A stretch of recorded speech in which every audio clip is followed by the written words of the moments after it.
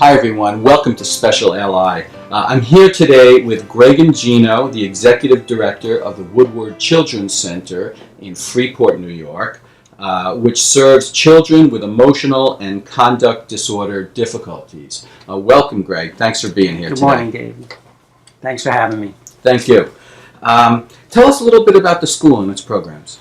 Well, originally the school started back in the 50s with, our founder was Gertrude Berman, and she started working with students at her home, and she was very involved in dealing with students with emotional disturbance. And she was able to get funding, and she actually was able to achieve the building of the Woodward Children's Center. We actually became a corporate entity back in 1957, and the building was built about 1967. And that's where we are still today. So we've been in business over 50 years. Wow. Wow. It's been fantastic. And about how many kids do you have there? We service up to 80 students. That's our capacity. Mm-hmm. And are most of them from the city or the island? Or? Majority of students come from New York City. We have kids coming all the way in from Staten Island. I see. I see. And it's funded primarily by the state? We get our funding through the school districts. The school districts actually send the students to us. These are students that have difficulty being mainstream in regular districts, and some of them have gone to BOCES, and they still have more challenges, and they are then referred to us. And that's our specialty. I see. And do you have primarily clinicians there, or educators, or both? We have both. We have a full clinical component where we have social workers on staff, we have a psychologist on staff, and we also have a psychiatrist on staff. And when it comes to academics, we have special ed teachers and specialized teachers in a variety of areas, which we keep enhancing the program with. Okay, so there's classroom learning, like Correct. Typical, what you'd find in any school. Kids learning academics or academics that are geared towards this population Right. in the classroom. And there's also one-on-one? Yes, we also have one-to-one. Most of the classes are set up 8 one-to-one.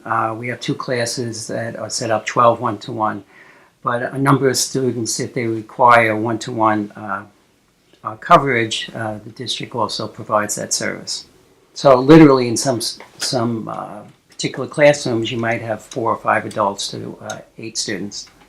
Wow. So there's plenty of supervision and enhancement of the learning process. That's great. And there are also jobs or skills classes, from what I remember seeing. Right. Well, just getting back to the academic program, okay. We're fully accredited, and we also, the students can earn their Regents diplomas.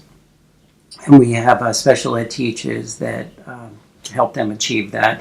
And then as far as our vocational transitional component, we have actually Deb Shashone, who has just joined us. She's our transitional coordinator, and she's really been doing a fantastic job as far as transitioning the kids into the program. We have students that are working in 17 job sites now. Anywhere from Freeport Animal Shelter to Walgreens, CVS, no kidding.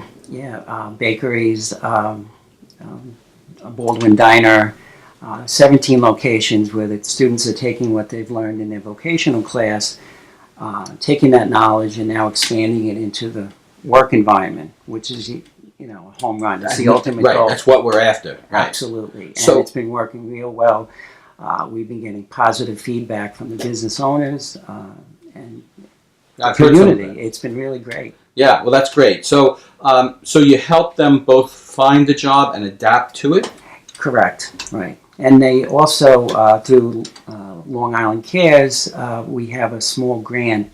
So there's actually a sliding scale stipend for these students that they actually are earning some income. As far as also the transitional program, we have a vocational program where we actually have the students learning woodshop. They're actually learning, how to do different wood projects, things that are done in the construction area. We have a culinary area where the kids are being prepped to work in fast food restaurants It's a or really big kitchen cafeterias. from there. We have a full staffed commercial kitchen, which has really been a great learning experience for a lot of the youngsters. We also have an auto shop, which with a full lift and all the tools and equipment necessary to learn how to become an auto mechanic. Wow.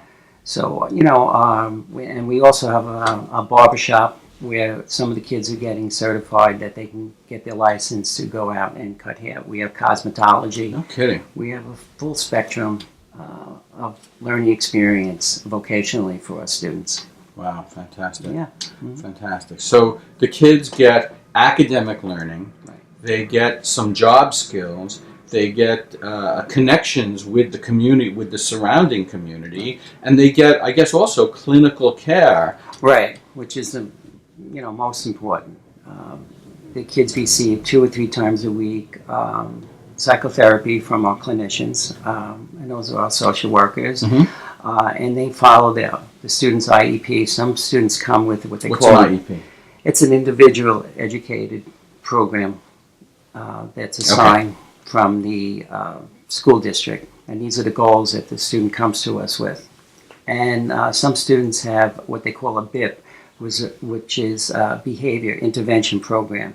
So if a student gets upset, our teachers are trained on, actually our whole building is trained on how to deal with that particular student's functioning or any type of behavior that might occur, how to deal with it. Reinforcers and, positive talk, or, if it takes, walking with the student to calm them down, and, just focusing on, detailed on that particular student's needs. And those details are important. Oh, absolutely.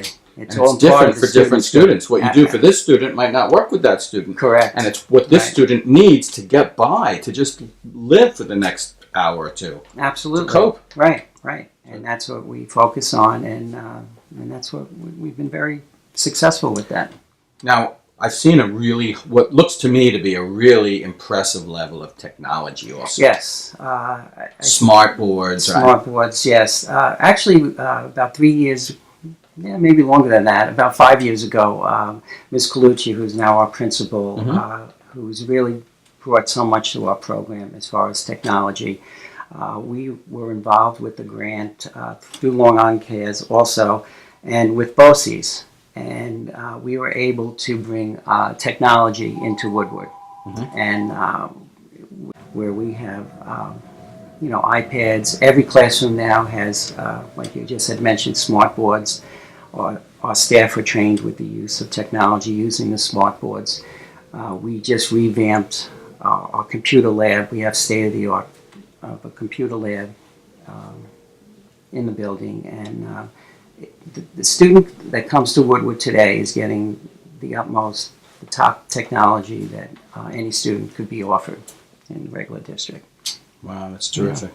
And kind of following up on that, the technology changes and the upgrades to the technology changes have been recent. There have been other recent improvements at Woodward. Can you elaborate on that a little bit?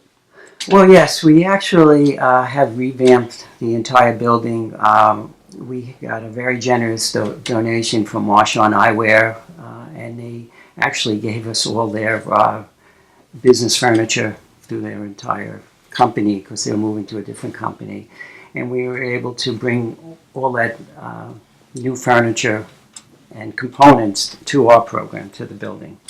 So, our building years ago might have looked like the 1980s, and now it's, 2013. Wow. If someone hasn't been there in a number of years, when they come in, they're like, wow, they're very impressed with it. And the families that come, they're very impressed with the program. That's great. And in terms of what's coming up now, you have a summit program occurring now? Yes. Actually, we're just coming to the end of the summer program, which was a very exciting program. We offered the kids a lot of fun things to do. We had bowling this year. Kids have tennis, horseback riding. We were able to take them to Splish Splash, Adventureland. They would go swimming 2 or 3 times a week. They were able to go to the beach. It was really a fun experience for them, and they love coming to the summer program. It's great. You know, so it's a real complete program for any student that comes to us.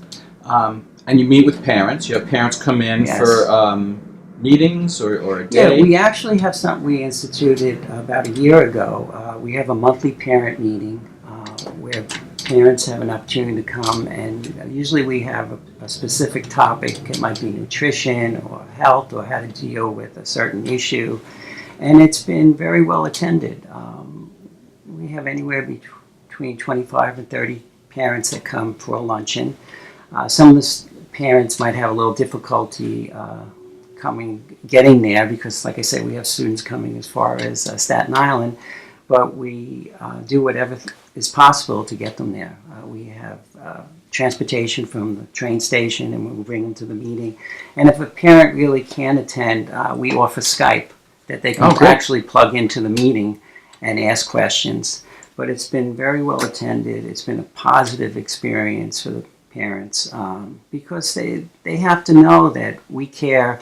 There's other parents out there that have similar issues, Sure. and we want to be able to, help their child. And they can stay engaged with the program. They can know what's going on. Absolutely. And if they have concerns or questions, they can ask them. Absolutely. And I guess the program can respond by being improved, by learning from what the parents have to say. And the parents' reaction to the program will make the program better. Absolutely. Right? It's a win-win relationship. I wonder if we might be able to, during the school year, come to the school and do a follow-up episode. Absolutely. We'd welcome that. Yeah, I would love that. Visitors. Just getting back to the technology, we're also affiliated with New York Tech. Really? And they were instrumental in also helping us with the grant. And Woodward was actually cited when it came to doing this grant and this project. There were 15 districts that were involved in the grant, and Woodward actually came in number one as far as that project that we did with the Tuskegee Airmen. Wow. Yeah, so it was quite an accomplishment. It was a great learning experience, and Woodward was really recognized for that. In fact, Danielle Colucci has been asked to do several talks and trainings for BOCES. So she's really kind of like the pioneer of technology, And very cool. We're very fortunate to have her not only bringing in this technology, but also as our principal. That's great. We have a very good working relationship. That's great. Well, thank you very much for being here, and I look forward to coming to visit the school sometime soon. Look forward to having you. Thank you. Thanks so much. Take care.